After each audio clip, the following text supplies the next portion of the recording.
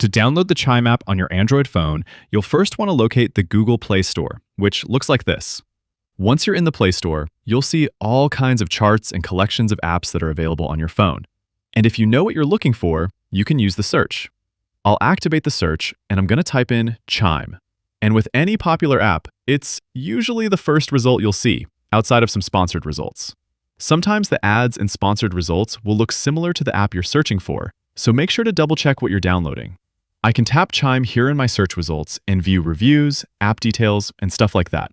Then you'll tap Install, and the app gets downloaded on your phone. Once the download is done, you'll tap Open, and you're basically all set. Just log in with an existing account or create a new account if you don't have one already. After this, you'll find the app in your app drawer. Swipe up on the home screen and locate it within the app drawer. You can also add it to the home screen by long pressing the app icon and choosing Add to Home. And of course, you can then tap, hold, and drag it to a different position if you'd like to. And that's about it. Click the like button if this helped and subscribe for more. Thanks all. Until next time.